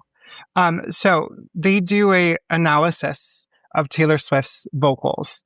So Swiftologist has this friend come on named Sherry Ruimin, who is a singer, I am told. And they kind of watch some clips of Taylor Swift and then they go good or bad, or she's singing like this or she's singing like that. If you knew me then, you believe me now. You turned my whole life upside down. Took the old and he made it new. It's what the mercy of God can do. Now I'm alive to tell the story, how I've overcome by His goodness and mercy and the power of the blood. Now I'm so glad that my freedom wasn't based on what I've done. By His goodness and mercy and the power of the blood. Yeah. Mwah. It's Love hard it. not to just talk about the content because Yeah, it's so yeah. religious. But okay, what do we think? Inoffensive singer. Couple Yeah, she's couple of perfectly things. fine. She's fine. She's fine. Yeah. She's not one of the Filipinas. Do you know what I mean? But like, she's doing great. Yeah. Oh, yeah. There's some amazing Filipino singers. It's like a big thing. Oh, okay. Oh, I Filipino had no culture. idea. Me neither. Yeah. Yeah. Cool. Karaoke's like their baseball. Oh, totally. They love it. They kill people love over karaoke. it. Yeah. Yeah, 100%. It's a thing. Yeah, some of the best singers are Filipinos. But so yeah, she's got the oh, I did a production of Rent when I was in college. And the girl who played Mimi had the H's in there when she would do her riffs and runs. Drove me fucking nuts. So she would be like, "Your heart may freeze," and it would drove me so bad. It's so bad for you. It's the worst thing you can do. Really? Yeah, it's really bad. Wow. Yeah. It just drives. Because you're just forcing air through your throat. It's not good. Yeah. Oh, interesting. Yeah. But okay, so that's Sherry. Sherry and Mr. Swift do a video together where they critique some of Taylor Swift's singing. And it's basically, she starts out being like, gowns, beautiful gowns, and then she ends with like, she's improved. And that's kind of can I just talk about it's so interesting to me to hear like you guys talk about like how important like good singing is, because honestly it's like as bland as the woman you just showed me singing was, she's far better than the vocalists that we grew up with in a pop. You know, it wasn't so important. It was more about flash, it was more about image, it was more about like videos than it was about actual sound quality. And I feel like you, the later generation, is more interested in like, can you actually sing, you know, to an acceptable level? Gen X, you guys would have had the rise of MTV, and I think that informed a lot of what was following. Because before that, you guys had disco, and I prefer disco in the early 80s than I do in the late 70s. And so that was a lot of like big black women belting out soul over dance beats, which I was obsessed with. Yeah. But the rise of MTV, I think, changed the way that we think about music, just like television changed the way that we vote for the president. Yeah. But if you want to like skip in, go like 10 minutes in, because it's just a lot of them talking about nothing. Oh, okay. I'm long form, 40 fucking minutes. They're going to listen. Yeah. 40 fucking minutes. For what? It looks like here they're listening. Let's see what they're listening to. I hate his haircut, by the way. Ugh. Yeah, I agree. Resonant? Yeah, it's resonant. Well supported? Yeah. By this point, she has some training already. Like you can hear that everything's a bit cleaner, a bit more intentional. Yeah. The progression is her breath control is much better. You can see her like prepare for that note. Like she knew what she was doing at this point. So then I'll give you Love Story. Because I was like, I have to give her one of the classics. Yeah.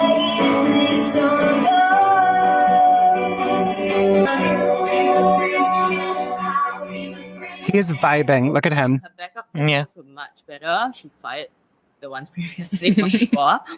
She knew. She knew the one. Well, also, I think when you aren't the strongest singer to begin with, your backup becomes your backup a lot has more to be important. strong. Yeah, and there are definitely more backup singers now. I can hear them, which helps. She also at this point started singing with a guy. She had a guy as her backup singer, and I feel that like would make sense because she was so bright. It really helped kind of give a depth to her. Technically, you don't want it to be muddy, right? Like you don't want all the voices to be in the same register in the same place, because then there's nothing at the bottom. So it's good to have like different. That's why there's 3-part harmony. There's different kinds of harmonic arrangements, vocal arrangements.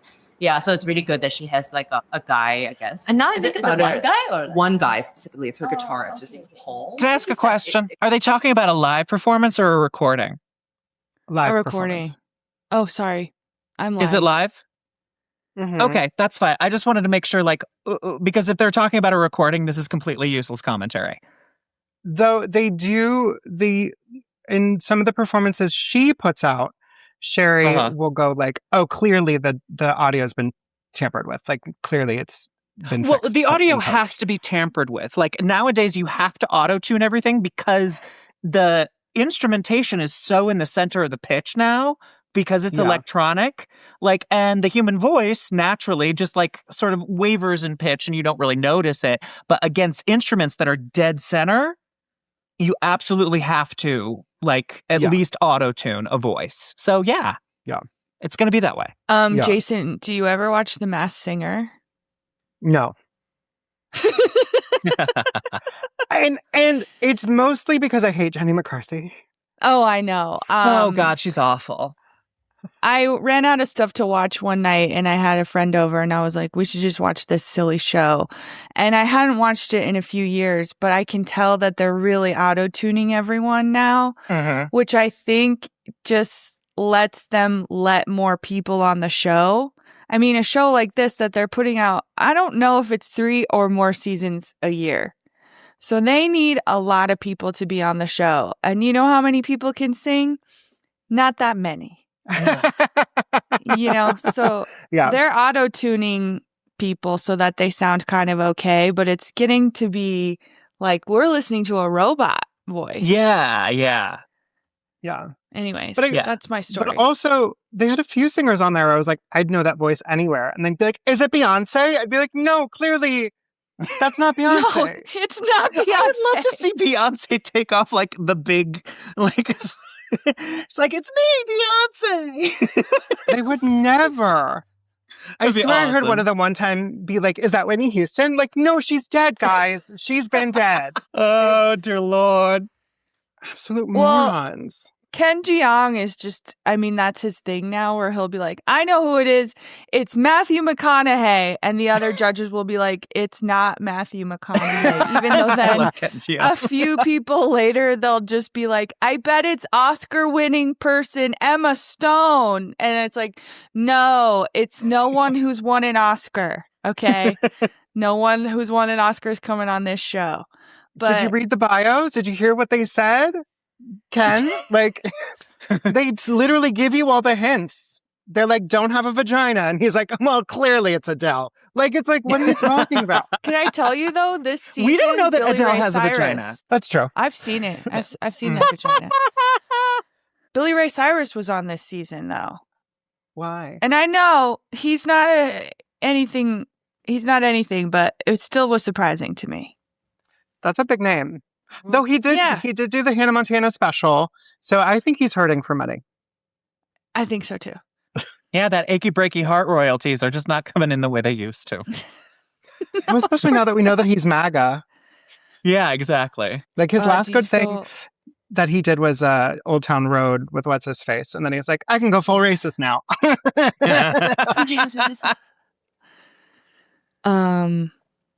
Yeah, what is that guy's name? Nas, Lil Nas X. Lil Nas X. Poor guy. I hope he's okay. He's had a rough time, hasn't he? He has?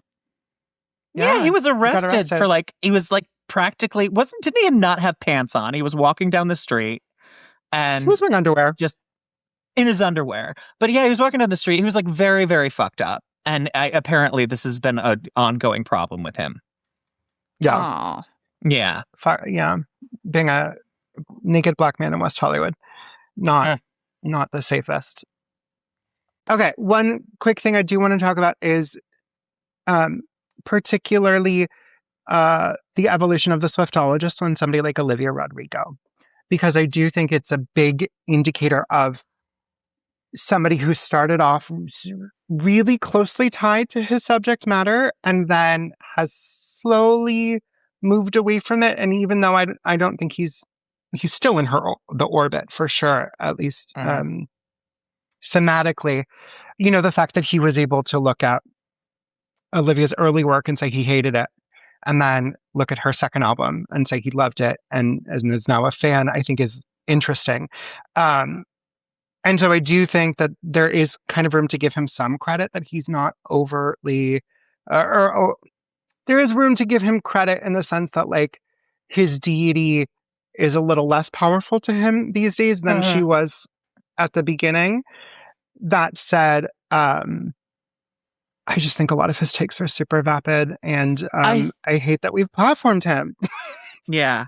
Well, no, I bet the question though is, has he gone away from his like Swift worship because now that he has a channel, he's understanding what gets clicks? Oh, that's a good question. Well, with a normal artist who follows the normal ebb and flow of like their career, they're going to release something, they're going to be on the scene for a while, and then they're going to kind of go away. And he talks about how for Swift, at least lately, she has been in the public eye a lot, so he hasn't really had to look for content elsewhere. But then, he does talk about that, like, yeah, that's kind of the bummer of tying yourself to one particular thing, is that you got to kind of find other content. So yeah, I do think part of the commentary stuff, the pop commentary stuff, comes from that. Like, eventually you're just not going to have things to talk about. You can only relitigate her relationship so many times. Oh, there's another weird thing on his channel, is like he has videos on like her exes, which I didn't bother to watch because I'm not doing that. But like, he hates, or at least at the time, would hate certain exes just based on whatever the fuck she said, Yeah. Still hates John Mayer or whatever. Okay. Because I was thinking we could probably hate Maddie Healy for just being an asshole. Yeah. That's her favorite, though. She loves him. She wrote an entire album about him. I know. And wasn't that album a little bit just mad at her fans for being mad at him for being racist? I think it was. I think it's less about the racism and more that like she was like, I don't care what you guys have to say about him, and I'm gonna love him anyways. Yeah. But and then I was thinking like Jake Gyllenhaal. We really have no reason to think that he was a huge dick to her. We only have her side of the story, Which mirrors the Olivia Rodrigo Joshua Bassett thing when she put out Driver's License, because if they really dated, she was 17 at the time and he was a full-grown adult. So I had no idea, because they're both on that High School Musical show. I just assumed they were both teens. 100%. No, he was a full-grown adult. I think he was like 21 or 22 at the time. And she was 17, which like, casting, what are we doing? If you're going to cast a child, you have to also cast another child. We're getting into huge issues there. I've never seen the show. I assume they kiss. I have no idea. But she wrote that song allegedly about Joshua Bassett. But the bigger issue is that not pedophilia if they actually dated, or whatever it's called when they're older? Do you know what I mean? Like, that's statutory always rape. Yeah. Yes. Yeah. Oh, ephebophilia. There we go. But like, that's my bigger issue, is like, was there a ephebophilia, whatever it's called, involved in that relationship? Or was she a 16, 17-year-old writing about a crush that she had and just kind of took it to the nth degree, like her idol at the time would have? Do you know what I mean? And so I think those relationships mirror each other. The Jake Gyllenhaal All Too Well situation, which, like, could you imagine having a song that was written about you for a brief relationship, and then it resurfaces years later as this full 10-minute short film? Yeah. Yeah. Yeah. And the whole, I don't know. When I look back at that one, I think at first it was always like, well, Jake Gyllenhaal's a fucking douche. And then it's like, well, I mean, maybe you guys were in a relationship and it ran its course. And now, you just keep bringing back that song. And allegedly they only dated for like a couple months. So like, been there, girl. I had a crush on somebody in rehab. He died. I wrote a whole thing about, like, you know what I mean? Oh, like, yeah. You can write about whatever you want. Doesn't make it true. No, and it also is just really great for marketing, for people to be like, it's about Jake Gyllenhaal. But he takes these things at face value. Oh, okay. So I don't think we're dealing with the smartest in this. And then I had seen in the news, the Swiftologist has a word for gaylers, right? People who think that she's gay. Tell us, Mama. Didn't he tell them to kill themselves? Oh, you mean advice? He has advice for them. Yeah. Yeah, the Swiftologist has a message for gaylor conspiracy theorists. Well, which adds to his internalized homophobia, right? Because that's really I really do feel what it is? strong with that. I don't know. 100%. Yeah, so the interviewer says, what do you have to say to the Gaylor conspiracists now? And he says, kill yourselves. Oh, and the interviewer says, well said.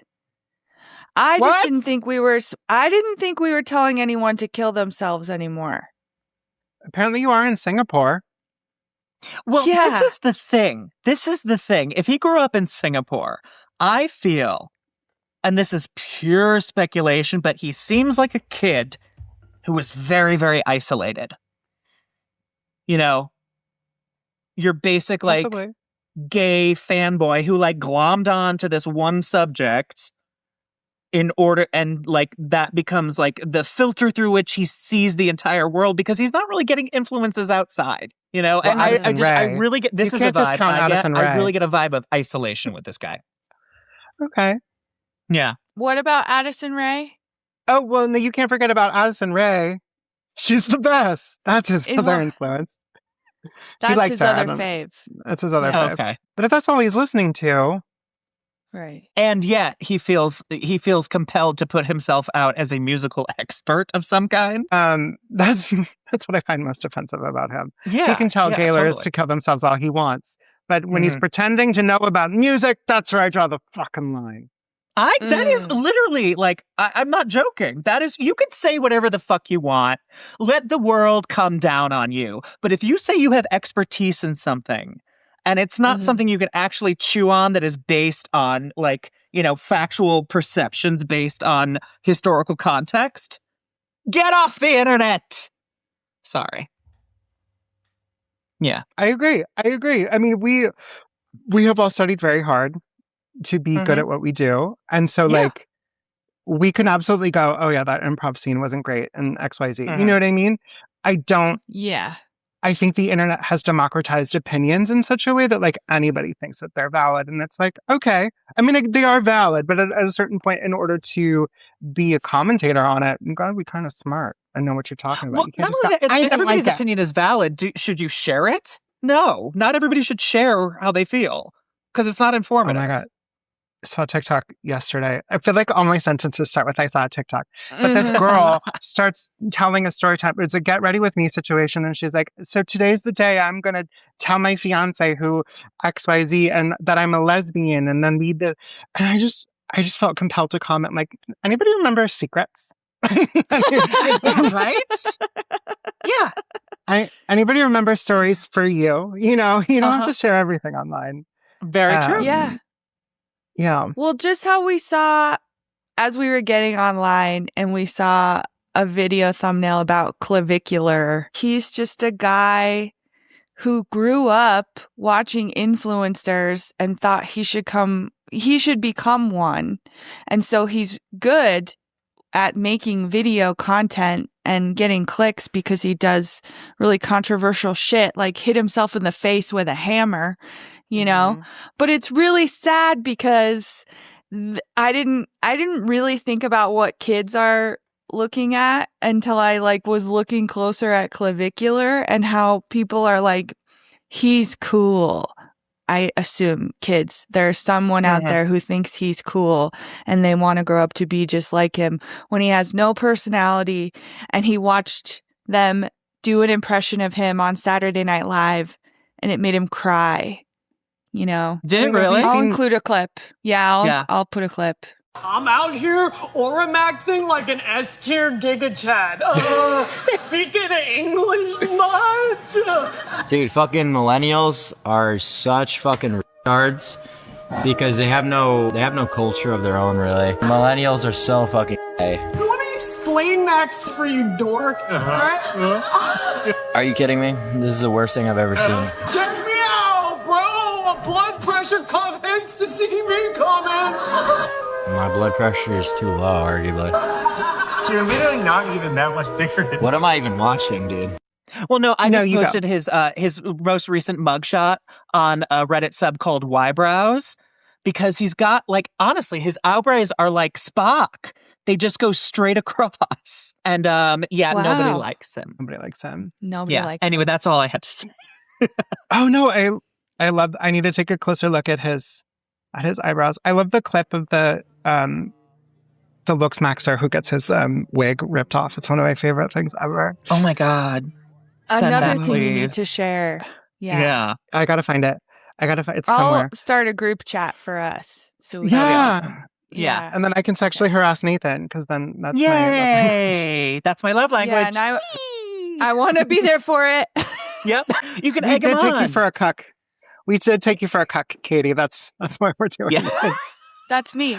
But you know what the kids are watching. One of my students will defend Mr. Beast to the ends of the earth. And, wow. And he's we've watched it. I've watched a little bit of Mr. Beast with him, and what a fucking nightmare human. First of all, not interesting in the slightest, but also like if it weren't for editing, he's not getting any views because he is so unbelievably boring.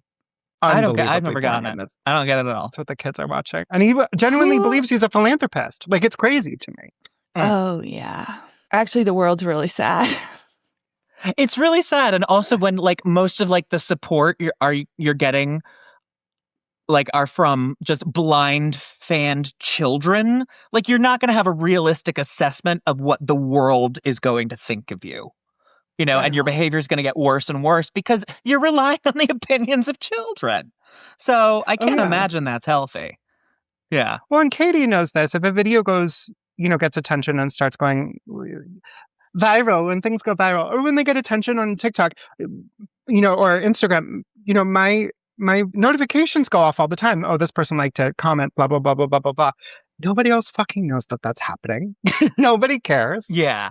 Yeah. Nobody cares. And so, but it is easy to be like, I've made it, you guys. Like, it is very easy. Oh, yeah. You're in like a bubble of fame that is so tiny and you don't realize it, Yeah. I think it's really funny. This is like my own weird aside, but I made this video about Charlie Sheen and I tried to do an impression of this Australian woman that was interviewing him.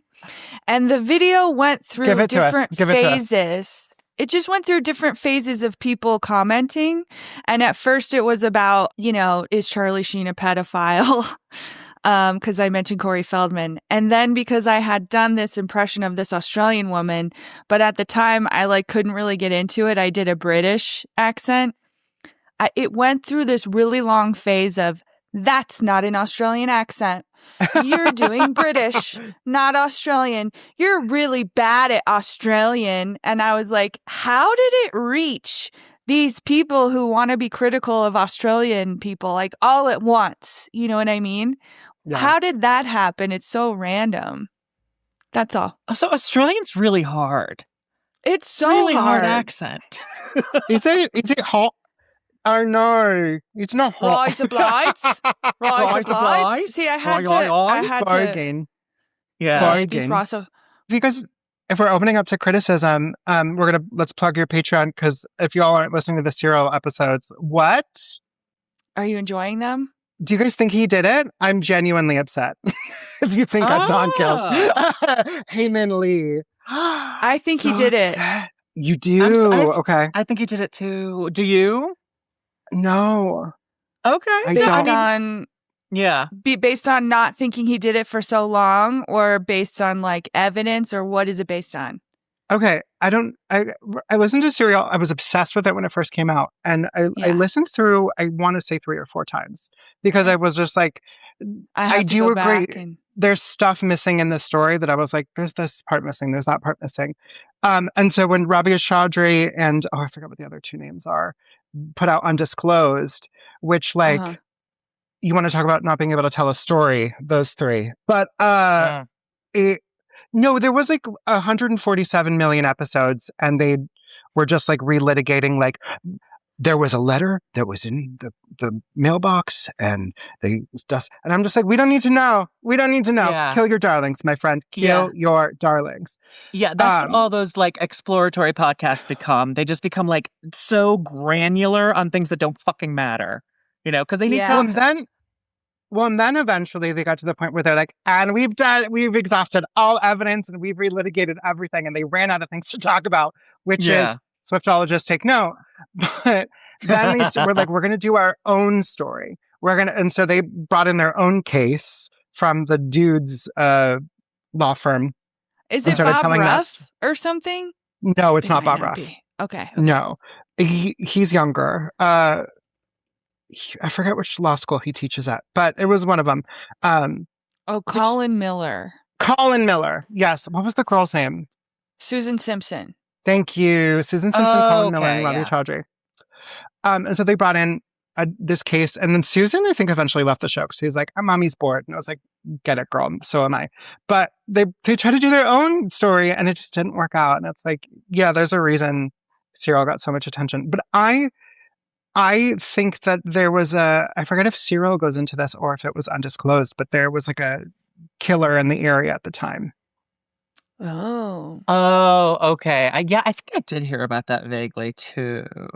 But you know what? Honestly, there's a killer in every area at any time. If you really think about it. Yeah. But like this idea of like reasonable doubt, I do think there's doubt. But do we know if he did it? Obviously not. Mm-hmm. Yeah. I just think contextually at the time there was a lot of like anti-Muslim rhetoric happening in the country, and then to have 9/11 on the heels of this murder to then keep him there is fascinating. Yeah, from a sociological standpoint. But you guys think he did it? That breaks my heart. I want it to be. You know what it makes him. me want to ask you, Jason? Yeah. Do you want to listen to an episode of Serial with us? Oh my God, yes. Yes. That would be awesome. I would love that. I love That'd that be idea. so fun. Yeah. What would you like to say, I guess, to close out about the Swiftologist? Yeah. Anything? I would just like to say, I think we'd be really good friends. And it would be really No. No, I don't think Here's what I do. Genuinely, here's what I want to say is mattify. Mattify that fucking face. If you're going to be on camera. Yeah. Do you know what I've noticed, though? There are a lot of people who are really shiny on camera. I don't know what this shininess is. Is it the glass skin trend? I don't know what it is. I think it might be because, there is like a shiny sort of protocol that people have. And it's very like influenced by Korean makeup. But it's like you just look oily. Yeah. It looks like that to me. Yeah. Oh, for sure. Yeah. Wait, Nobody's doing it right. Well, Jason, thank you so much for coming on the podcast. Thanks, Jason. You're welcome. Tell everyone you have a podcast too. What is it, and what can people look forward to from it? I have a podcast. It's called Ghosts Are Bad People. It took me a second to remember because we just changed the name. Ghosts Are Bad People. It's an improv podcast. We take ghost stories and then we improvise around those ghost stories. God. That's so embarrassing. You guys have to come on. I know it's so embarrassing. It's so embarrassing. Yeah. We've been on a slight hiatus because my co-host just had a baby and then coordinating schedule sucks. That's so embarrassing. It's so... Ew. My friend who just had her second baby will be like, oh my God, I'm so tired. I'll be like, that's your fault. I don't know what to tell you. Yeah. Full-time working mom. That's your fault. But and then you can also check me out on Instagram and TikTok at Basin Jornstein. I'm really fucking annoying. So good luck with that. Yeah. Okay, well. And that's my annoying laugh.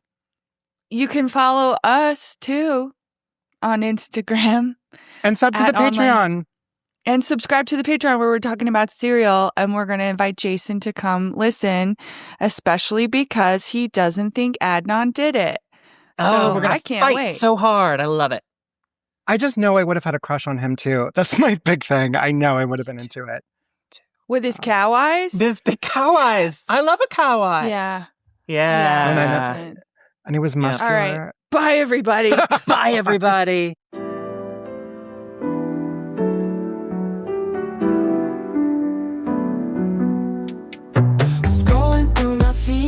See it's bullshit, fake news, clickbait, gotta sift through all of it. Like share, retweet, trying to keep up with the trends, but it's all just a facade, man, it's all pretend. Online bullshit, that's all it is. You say you're living large, but I know it's just a myth. Online bullshit, can't you see? We're all caught up in the nonsense, it's time to break free.